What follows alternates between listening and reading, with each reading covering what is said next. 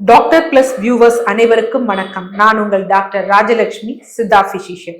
இந்த பதிவுல எதை பற்றி பார்க்க போறோம்னா, மலச்சிக்கலுக்கு ஒரு அற்புதமான தீர்வு கொடுக்கும் குடிநீரை தான் இதுல பார்க்க போறோம். அதுக்கு முன்னாடி மலச்சிக்கல்னா என்ன அப்படிங்கிறத நம்ம தெரிஞ்சுக்கணும். நிறைய பேர் என்ன நினைக்கிறாங்க, மலச்சிக்கல் அப்படின்னா காலையில மலம் வரலன்னா மட்டும்தான் மலச்சிக்கல் அப்படிங்கிறது நினைச்சிட்டு இருக்காங்க. யூஸ்வலா ஒரு மனிதன் நோய் இல்லாமல் வாழணும்னா ரெண்டு விஷயம் அவன் வாழ்க்கையில, அதாவது அவனோட லைஃப் ஸ்டைல்ல இருக்கணும். காலையில் எழும் பொழுது மலச்சிக்கல் இல்லாமலும், இரவு தூங்கும் பொழுது மனச்சிக்கல் இல்லாமலும் ஒரு மனிதன் வாழ்கிறான்னா அவன் பிசிக்கலாவும், அதே மாதிரி என்ன அப்படின்னு பாத்தீங்கன்னா மென்டலாவும் நோய் இல்லாமல் இருப்பான். ஸோ இது மாதிரி இருந்தாலே அவன் நோயாளி கிடையாது. ஏன்னா WHO என்ன சொல்லுது அப்படின்னா, எவன் ஒருவன் பிசிக்கலாவும் மென்டலாவும் நார்மலா இருக்கிறானோ அவன் கண்டிப்பா என்ன அப்படின்னு பாத்தீங்கன்னா நோய் நிலை இல்லாமல் இருக்கிறான் அப்படின்னு. இது பாதிப்பு இருந்தா அவன் என்ன அப்படின்னு பாத்தீங்கன்னா நோயாளி அப்படின்னு அர்த்தம். ஸோ மலம் எப்படி கழிக்கணும் அப்படின்னா, நான் காலையில எந்திரிச்சேன், கொஞ்சம் தண்ணி குடிச்சேன், இல்ல ஒரு டீ குடிச்சேன், இல்ல சாப்பிட்ட பிறகு இப்படி எல்லாம் மலம் வருது. காலையில் ஒருவர் படுக்கையில் இருந்து எழும் பொழுதே அவனை எழுப்பி விடுறது, அந்த உந்துதல் சக்தி கொடுக்கறது என்ன அப்படின்னு பாத்தீங்கன்னா மலம் செல்ல வேண்டும்ங்கிற எண்ணம் தான். அந்த எண்ணம் தான் என்ன பண்ணணும் அப்படின்னா அவங்கள பெட்ல இருந்து எழும்ப வைக்கணும். எழுந்தவுடன் எங்க போகணும் அப்படின்னா கழிவறைக்கு போகணும். அடுத்து கழிவறைக்கு போயிட்டு எவ்வளவு நேரம் இருக்கலாம். ஆக்சுவலா அண்மையில சில பதிவுகள்ல பார்த்தேன், ஒரு சில மருத்துவர்கள் சொல்றாங்க 15 நிமிஷம் எடுத்துக்கலாம், 10 நிமிஷம் எடுத்துக்கலாம். வெறும் 3 நிமிடங்களுக்குள்ள என்ன பண்ணணும் அப்படின்னா நம்ம குடல்ல இருக்கக்கூடிய கழிவுகள் வெளித்தள்ளப்பட்டு விட வேண்டும். அந்த இதுல வெளித்தள்ளுறதுல கூட என்ன அப்படின்னு பாத்தீங்கன்னா, முதலில் நம்ம கழிவறைக்கு போனோம்னா முதலில் நம்ம சிறுநீர் கழிக்க வேண்டும், பின்புதான் மலம் வர வேண்டும். உடனே கழிக்கணும்னு யார் ஒருவருக்கு கழிவறை போன பிறகு முதலில் மலம் பின்னாடி சிறுநீர் வந்தாலும் அது சரியான ப்ரொசீஜர் கிடையாது. ஸோ போயிட்டு கழிவறையில் அமர்ந்தவுடன் வெளித்தள்ளப்படணும். வெளித்தள்ளப்படும் பொழுது நம்ம ஒரு அழுத்தமோ ஸ்ட்ரெயினோ கொடுக்கவே கூடாது. ஸோ ஸ்ட்ரெயின் கொடுக்காம உட்கார்ந்தப்ப அப்படியே நார்மலா வரணும். அதனாலதான் யூஸ்வலா என்ன சொல்லுவாங்கன்னா, அதை சுகபேதி அல்வா அப்படின்னு அதுக்குரிய மருந்துகளை சொல்லுவாங்க, சுகபேதின்னு சொல்லுவாங்க, இல்ல இலக்கின்னு சொல்லுவாங்க. இலகலா வரணும், டைட்டா வரவே கூடாது. ஸோ அந்த மாதிரி இருக்கணும். அடுத்து மலமானது என்ன நிறத்தில் இருக்கக்கூடாது அப்படின்னா ரொம்ப கருநிறமாவும் இருக்கக்கூடாது. சில பேருக்கு பாத்தீங்க அப்படின்னா ஒரு மாதிரி லைட் மஞ்சள் நிறமா இருக்கும், மெழுகு போன்ற கோட்டிங் இருக்கும். ஸோ அப்படியெல்லாம் இருந்தது அப்படின்னா உங்களுடைய அந்த பித்த நீர் சுரப்பு சரியா இல்ல, யூட்டிலைசேஷன் சரியா இல்லை, அதே மாதிரி இந்த கொழுப்போட செரிமானம் சரியில்லை. நீங்க கழித்த மலமானது உங்களுடைய அந்த டாய்லெட் இருக்கு பாத்தீங்களா, அதுல அந்த நீர் இருக்கு பாத்தீங்களா, அதுல மிதந்தது நிறைய இந்த ஆட்டு புழுக்கை இருக்கு பாத்தீங்களா, அது மாதிரி மிதந்ததுனாலும் உங்களுடைய மலம் கழிக்கும் முறை சரியில்லை அப்படின்னு. ஸோ அப்படி இல்லாம போய் உட்கார்ந்த உடனே மலம் கழிந்துட்டு லெகுவாகவும், சில பேர் சொல்லுவாங்க எனக்கு பென்சில் மாதிரி வருது அப்படின்னு. ஸோ அந்த மாதிரி எல்லாம் இருக்கக்கூடாது. நார்மலா அப்பா மலம் கழிந்துட்டோம் அப்படிங்கிற ஒரு திருப்தி உங்களுக்கு இருக்கணும். இன்னும் கொஞ்சம் கழிக்கணும் மாதிரி இருக்கு ஆனா வரமாட்டேங்குது அப்படின்றாலும் இது எல்லாமே என்ன அப்படின்னு பாத்தீங்கன்னா மலச்சிக்கல் தான். சோ அந்த மாதிரி இல்லாமல் இருந்தது அப்படின்னாலே ஒரு மனிதன் ஆரோக்கியமாக வாழ்கிறார் அப்படிங்கிறது அர்த்தம். சரி டாக்டர், ஒரு நாளைக்கு எத்தனை தடவை மலம் கழிக்கலாம் அப்படின்னா, நீங்கள் எத்தனை முறை உணவு உண்கிறீர்களோ அத்தனை முறை மலம் கழிக்கலாம். 3 வேளை உணவு உண்றீங்களா, 3 வேளை மலம் கழிக்கலாம். அடுத்து 2 முறை உணவு உண்றீங்களா, 2 முறை மலம் கழிக்கலாம். 1 முறை உணவு உண்றீங்களா, 1 முறை மலம் கழிக்கலாம். இந்த மலமானது சில பேர் சொல்லுவாங்க சாப்பிட்டோனே போறாங்களே அப்படின்னு.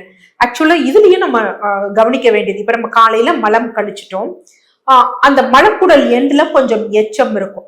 சோ என்னன்னா திருப்பி நம்ம உணவு உண்டு தண்ணீர் குடிக்கும் பொழுது என்ன அப்படின்னா அது ஒரு ஃபோர்ஸ் பிரஷர், ஒரு குடலுக்கு புழுவு போன்ற நகரும் தன்மையை ஏற்படுத்தும். அப்ப அது என்ன பண்ணும்னா எஞ்சி இருக்கக்கூடிய மலத்தை வெளித்தள்ளும். இது குவைட் காமன் தான். பட் அதுவும் காலையில ஃபுல்லா வெளியே தள்ளப்படணும். ஆனா நான் ஒரு நாளைக்கு 4-5 தடவை போறேன், 6 தடவை போறேன், நுரைச்சு போறேன், சளியா போறேன் அப்படின்னா அது சரி கிடையாது. அது நோய் நிலைதான்.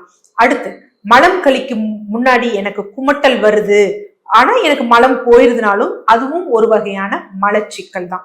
ஸோ இந்த மாதிரி எல்லாம் இல்லாம காலையில் எழுந்து உடனே மலம் கழித்துட்டோம் அப்படின்னா அது நல்லது. இரவு படுக்கும் போகும் முன்னாடி மலம் கழிக்கலாமனா, நீங்க இரவு உணவு ஒரு 6:30 மணி 7 மணிக்கு சாப்பிட்டீங்க அப்படின்னா இரவு படுக்கும் போது மலம் கழிப்பது குவைட் நார்மல் தான். ஆக்சுவலா இன்னைக்கு அவரவர்கள் வீட்டுல பாத்தீங்கன்னா கழிவறைகள் இருக்கு. ஒரு 40-45 வருடங்களுக்கு முன்னாடி என்ன அப்படின்னா காலையில மலம் கழிச்சிருவாங்க. வேலையெல்லாம் செஞ்சுட்டு அதுக்கப்புறம் என்ன பண்ணுவாங்க அப்படின்னா இரவு நேரத்துல மலம் கழிக்கும் பழக்கம் எல்லாருக்குமே இருந்தது. அதனால சொல்லுவாங்க இரவு நேரத்துல ஒதுங்குனாங்க அப்படிங்கிறது சொல்லுவாங்க, ஒதுக்குப்புறமா பண்ணா. அதனால இரவு மலம் கழிப்பதும் ஒரு நார்மலான ஒரு விஷயம்தான். அது பிரச்சனைக்குரிய விஷயம் கிடையாது. ஓகே, இதுக்கு நம்ம மலம் சிக்கல் இருக்கக்கூடாதுன்னா நல்ல ஆரோக்கியமான உணவுகள் எடுத்துக்கணும். ஆக்சுவலா நம்ம பல முறை சொல்லியிருக்கோம் 3:1 இல்ல 4:1 ரேஷியோ. பழங்கள் 4 கப், காய்கறிகள் 1 கப். இந்த காய்கறிங்கிறது சமைத்த காய்கறி இல்ல, சமைக்காத காய்கறி. இப்ப நம்ம சாலட்லாம் சொல்றோம் பாத்தீங்களா, அந்த மாதிரி வெள்ளரிக்காய் அப்படி எடுத்துக்கிறோம். இல்ல 1 கப் பாத்தீங்க அப்படின்னா பழம், 4 கப் சின்ன சின்ன காய்கறி சாலட்ஸ் அந்த மாதிரி எடுக்கணும். இது நம்ம ஒரு பேசிக் ஃபார்முலாவா இது பண்ணணும். அது மாதிரி ப்ரோபயோட்டிக் ரொம்ப முக்கியம். அது மோர், அந்த தயிர், அந்த மாதிரி விஷயங்களை கட்டுக்கு நல்லது கூடிய பாக்டீரியா எடுத்துக்கணும். போதுமான அளவு நீர் குடிக்க வேண்டும். இது 3ம் யாரு கரெக்டா ஃபாலோ பண்றாங்களோ அவங்களுக்கு மலச்சிக்கல் வராது. அப்புறம் நார்மலா திரிபுலா சூர்ணம் போன்றவை இருக்கும்.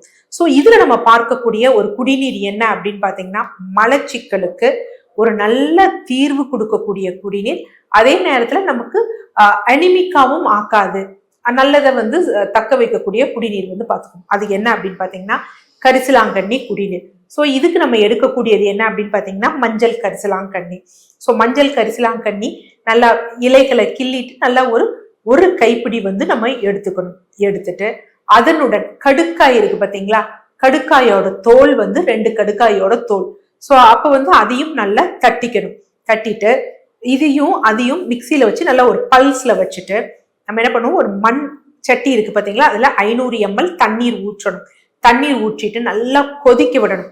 கொதிக்க விட்டுட்டு ஒரு 150 ml வந்தவுடனே அதுல வடிகட்டிட்டு அதுல மஞ்சள் தூள் ஒரு 2 சிற்றிகை சேர்த்து காலையில் எழுந்தவுடன் வெறும் வயிற்றுல குடிக்கணும். இது மாதிரி நீங்க தொடர்ந்து பருகிக்கிட்டு வந்தீங்க அப்படின்னு வச்சுக்கோங்களேன், உங்களுக்கு மலச்சிக்கல் மலம் கழிக்கும். அதே மாதிரி சில பேருக்கு சொல்லுவாங்க அப்ஸ்ட்ரக்ஷன்னால அப்ஸ்ட்ரக்ஷன் இன் பவல் லூப்ஸ் அப்படின்னு போட்டிருப்பாங்க ஸ்கேன்ல எல்லாம். அது தாபிதத்தால இருக்கலாம், இல்ல குடல் கழிவுகள் தேங்கினதால இருக்கலாம், இல்ல மிசென்ட்ரிக் லிம்ஃபடினைட்டிஸ் இருக்கலாம். குறிப்பாக குழந்தைகளுக்கு இன்றைய காலகட்டத்துல டீனேஜர்ஸ் கூட வருது. ஏன்னா நிறைய ஹோட்டல் உணவு எடுக்கிறதுனால இவங்க என்ன பண்ணுவாங்க, யூரினரி ட்ராக்ட் இன்ஃபெக்ஷன், சிஸ்டைட்டிஸ்னே ட்ரீட்மெண்ட் பண்ணிட்டு இருப்பாங்க. அடிவயிறு வலிக்குது, ஸ்கேன் பார்ப்பாங்க, மூத்திரப்பையில தாபிதம் இருக்கு, இல்ல யூரின்ல இன்ஃபெக்ஷன் இருக்குன்னு சில மருத்துவர்கள் சீரா பார்ப்பாங்க. என்ன அப்படின்னா இவங்களுக்கு குடல்ல நெறிக்கட்டி இருக்கணும். ஸோ அந்த மாதிரி பிரச்சனை இருக்கிறவங்க இதை டெய்லி குடிச்சாங்க அப்படின்னா அந்த மூத்திரப்பை தாபிதம் இருக்காது, குடல்ல நெறிக்கட்டு இருக்காது, மலச்சிக்கலும் இருக்காது. தொடர்ந்து எடுக்கும் பொழுது, ஏன்னா சில மருந்துகள்லாம் நம்ம எடுக்கும் பொழுது ஒரு அடிக்ஷன்ல ஆயிடுவோம். குறிப்பா நிலவகை சூர்ணம்லாம் சில பேர் தொடர்ந்து எடுப்பாங்க, அது அவ்வளவு நல்லது கிடையாது. சோ அந்த மாதிரியும் இல்லாம திரிபுலா சூர்ணம் ஓகே, ஆனா தனித்துவமா கடுக்காயை எடுப்பது அவ்வளவு ஏற்புடையது கிடையாது. பட் இந்த கரிசலாங்கண்ணி குடிநீர் தொடர்ந்து எடுத்தாங்க அப்படின்னா அவங்களுக்கு ஹேபிச்சுவலாவே அந்த மலச்சிக்கல் இல்லாம ஒரு நிரந்தர தீர்வு கொடுக்கும்.